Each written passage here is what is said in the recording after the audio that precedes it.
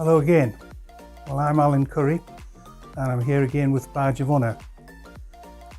I've talked previously about my maybe background, my joining the police service and up to my retirement. But I'd like to talk to you now just a little bit about how does the world or the organisations we join as police officers prepare you for some of the incidents that you may have to deal with. Everybody I've ever spoken to wanted to be a police officer, and including myself, we always say we like to help people. But how does that come about, and how do you deal with the emotions that that can bring, from disappointment to success, achievement, and all the emotions in between there? When I'm talking about those emotions, there are personal ones in relation to your own personal success story, but there's also the emotions of having to deal with other people's issues. And let's be fair, anybody who rings for the police, to be perfectly honest, it's a last resort, isn't it? Something's gone wrong in their life. But at 19 years of age, when I joined the police service, you went to a training school for 10 weeks, and they put you through a number of scenarios. We learnt the law, we practiced how to deal with scenarios like road traffic accidents, dealing with a drunk, but they were actors. How do you do it in practice and keep the emotions in check, be professional and move on? So at 19 years of age, personally, I hadn't had a lot to do dealing with death. I had a nana or a grandparent, if that's what you want to say, who I loved. She died when I was 17, 18, and my grandmother as well. So they were probably the first two funerals that I ever got to, and I'd never seen a dead body. And then of course, as you progress through that, I've probably seen too many. So I'm 19 years of age, and you get a call to an individual location where somebody has suddenly died. We obviously refer to them as sudden deaths. Now, to understand the process, if somebody has been ill for a period of time, sadly suffering from cancer, had hospital treatment, the doctor would generally write a death certificate, and as a consequence, the police wouldn't need to be involved. But if for some reason somebody dies suddenly, then as a matter of course, the death would be reported to the police, and ultimately there would be situations where in the chain of things going on, there's an autopsy and ultimately a coroner's decision on how that person died. Now, I can recall a few sudden deaths that I've been to.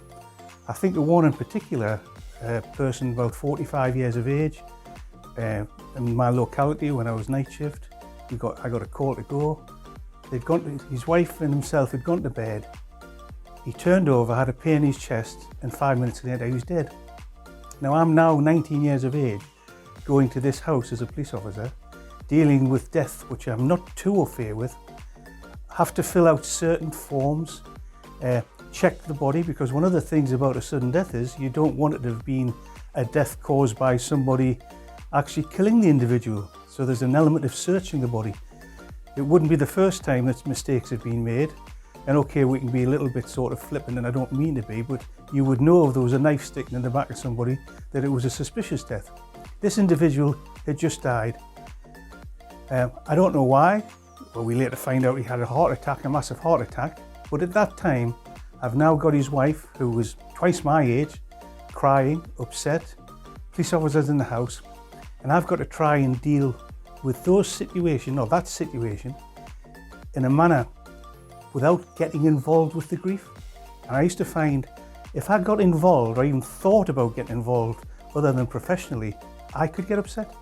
And that's not what this lady was looking for from a 19-year-old police officer who apparently is the font of all knowledge. I've been to a few sudden deaths, sadly. I'm amazed, and it's about individuals, and we talk a little bit more about mental health than we ever did in the past. But I was actually amazed how many people actually committed suicide. A popular one, and I don't mean popular in the sense of a way of doing it, but would be to park your car, put a hose pipe from the exhaust into the car and suffocate yourself with carbon dioxide.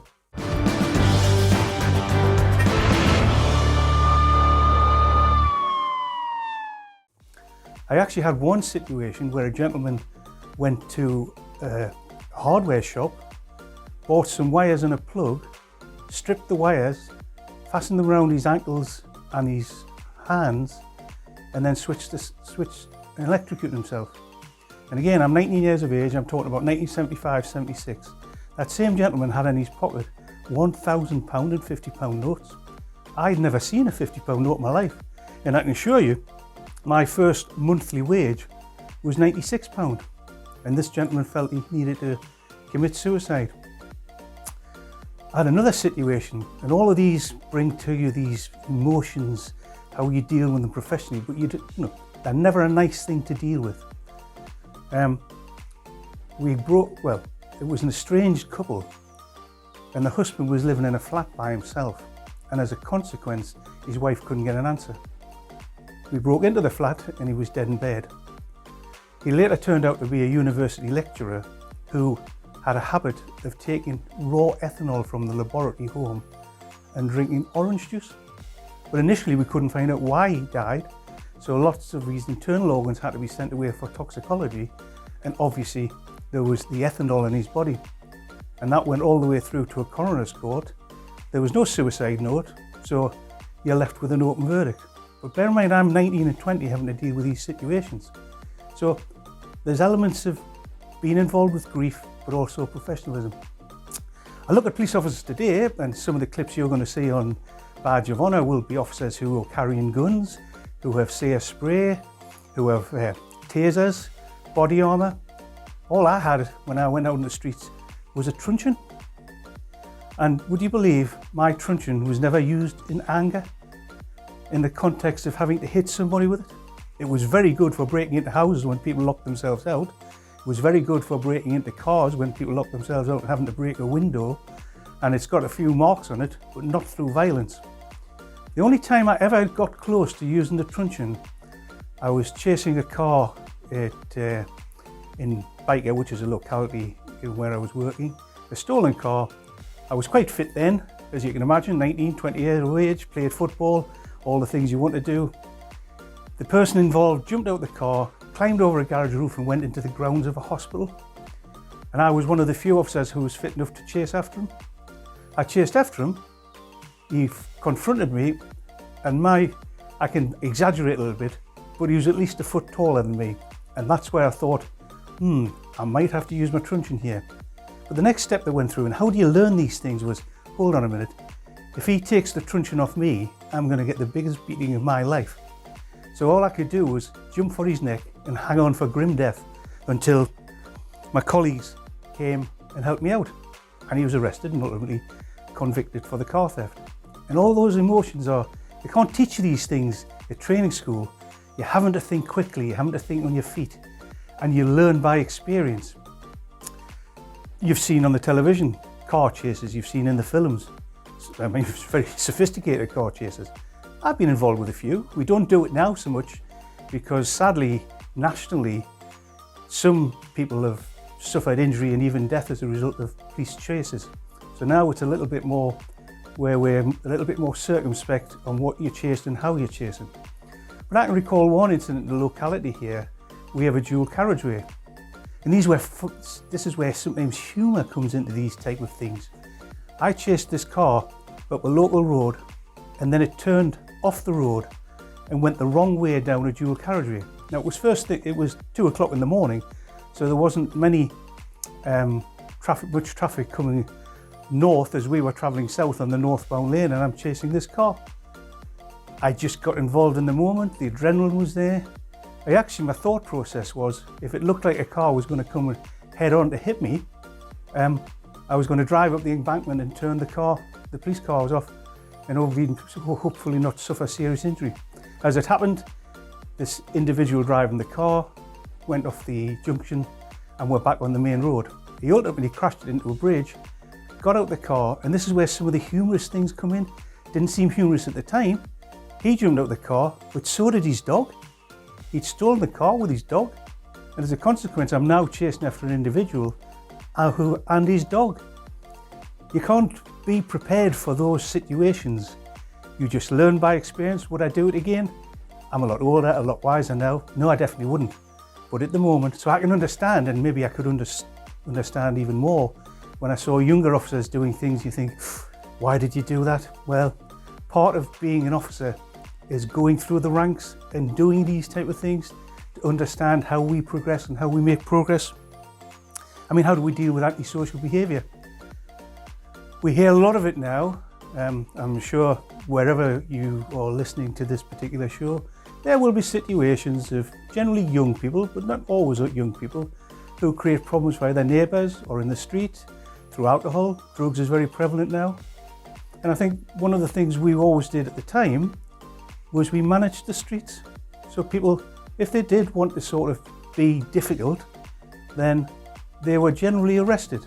But of course, I wasn't brought up in an era where everybody now has a camera and a photograph and prepared to have a go at the police. So I've always said, I've been retired a few years now, you live in your own time, and that was my time, and that was how I was learning.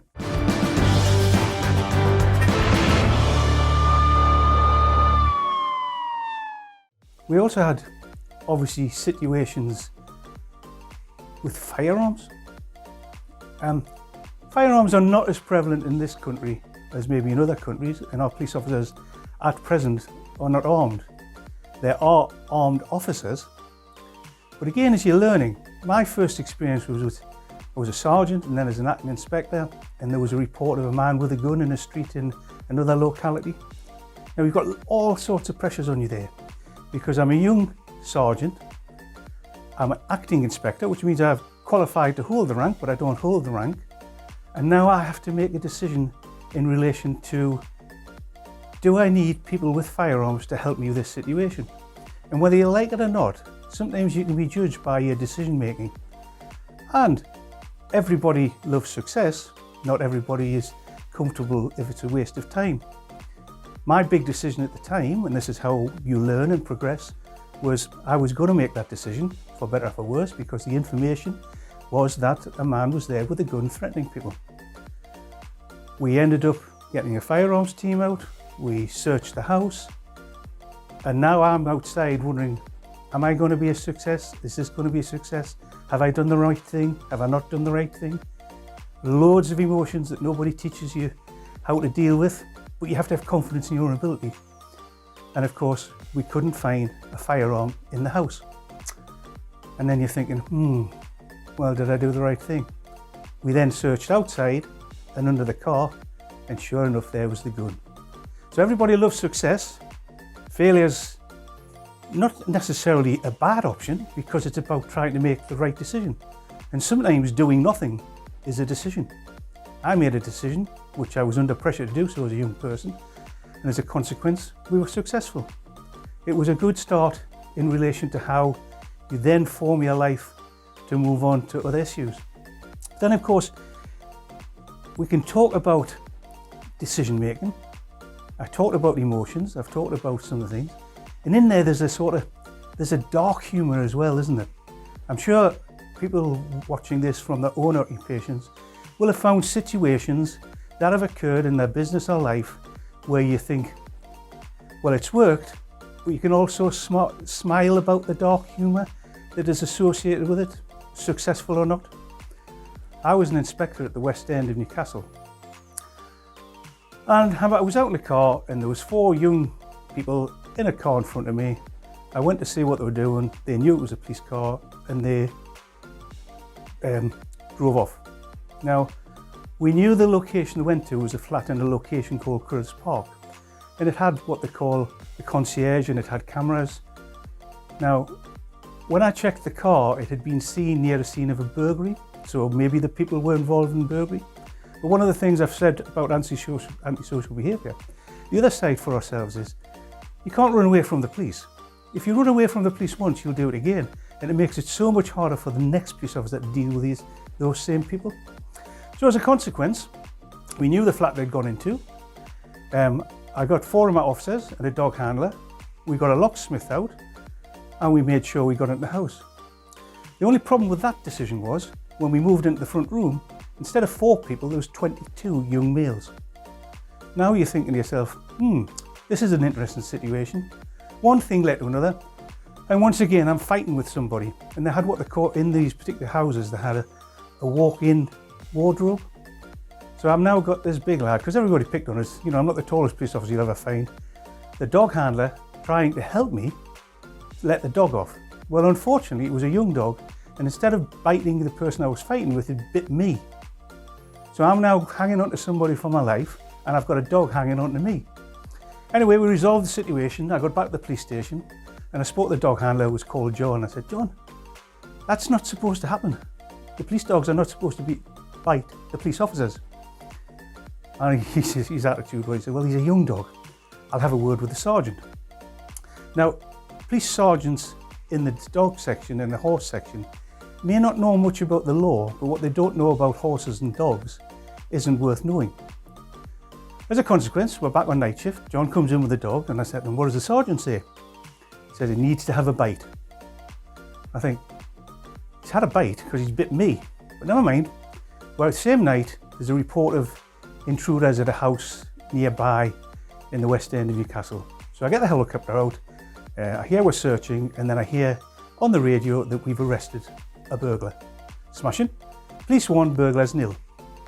So of course I went into the custody office to find this person who's covered in blood and his shirt's ripped, and he wanted to make a complaint about the officers who had arrested him. Anyway, I went back into the main office, and there's the Alsatian dog sitting with the dog handler. And of course the person who wanted to make a complaint said he tried to give himself up 3 times. So I spoke to the dog handler. I said, John, what is he on about? And all he did was he sat there, he patted the dog on his head, and he said, the dog's had his bite.